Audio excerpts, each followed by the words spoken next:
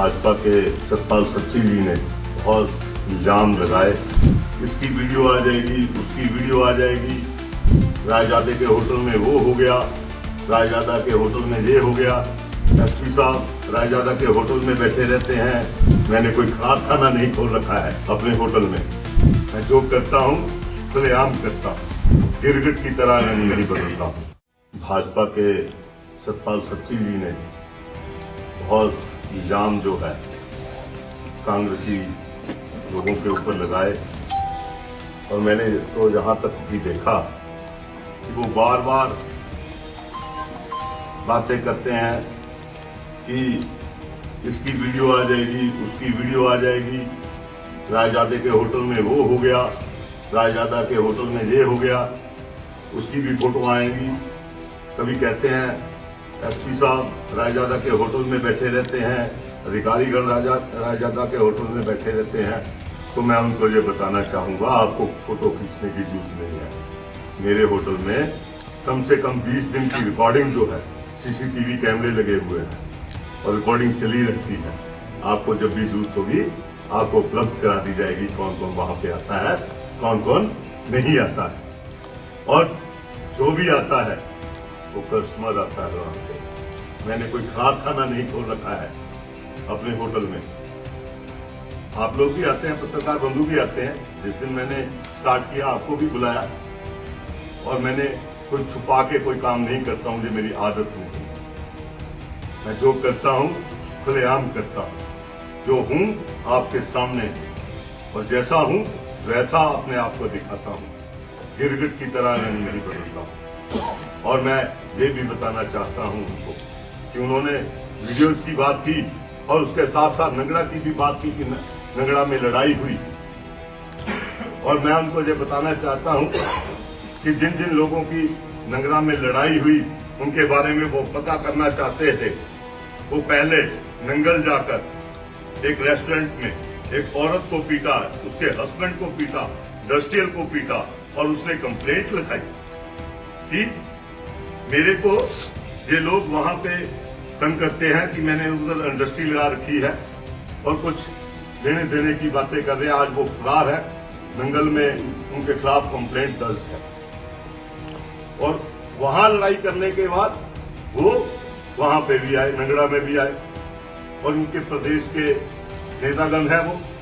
मैं नाम तो नहीं लेता हूं, मेरी आदत है, क्योंकि मैं किसी को बिना मतलब से बदनाम नहीं करता हूं। कभी भी किसी का नाम लेकर अपनी राजनीतिक कोटियां सेकता नहीं, जैसे जय सतपाल जी करते हैं। बार बार होटल के ऊपर आते हैं, फोटो करने की बात करते हैं, लेकिन उन सैनी साहब की जो वीडियो रिकॉर्डिंग है वहां की सीसीटीवी कैमरे की, वो भी आ गए हैं। ऐसे सीसीटीवी कैमरे मेरे वहां पे भी लगे हुए हैं। उनको जब भी ऐसी कोई रिकॉर्डिंग चाहिए। और दूसरी बात मैं ये बताना चाहता हूँ कि हमारे घरों के अंदर, हमारे डिनर्स के अंदर झांकने की बात करते हैं। जब हम झांकना शुरू कर देंगे तो बहुत मुश्किल में आ जाओगे, क्योंकि ये सीसीटीवी कैमरा जो है उसके सामने आने से इनके प्रदेश के नेता इस वक्त भागते फिर रहे हैं। नंगल में वहां पे दर्ज हुई है इनके खिलाफ। और दूसरी बात इन्होंने बोली कि ये जो रेड्स हुई, मैं डीजीपी महोदय से भी मुझे पूछना चाहूंगा। उन्होंने बोला कि केंद्रीय जो एजेंसियां हैं उनके आधार पे हमने रेड की। मैं डीजीपी साहब से ये पूछना चाहता हूं, क्या उनका केंद्रीय एजेंसी ने उनको नाम दे दिए थे और उन्होंने वहां पे वो रेड करनी शुरू कर दी?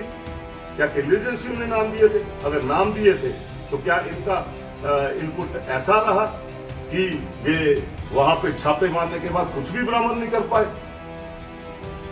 अगर क्या केंद्रीय एजेंसियां आपको ये काम तो नहीं दे रखा है कि आप हिमाचल प्रदेश की सरकार को बदनाम करो, और हिमाचल प्रदेश के जितने कर्मचारी हैं क्या वो बेईमान है?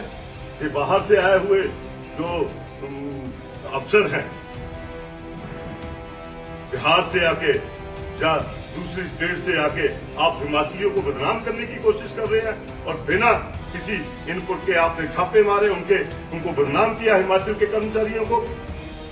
हिमाचल के कर्मचारी ईमानदार आदमी है, जब हिमाचल की पुलिस कहीं छापा मारती है, किसी व्यक्ति के घर पे छापा मारने जाती है, चाहे वो 2 नंबर का काम करता है, तब भी उसकी पहले पूरी घेराबंदी की जाती है और उसके बाद छापे मारे जाते हैं।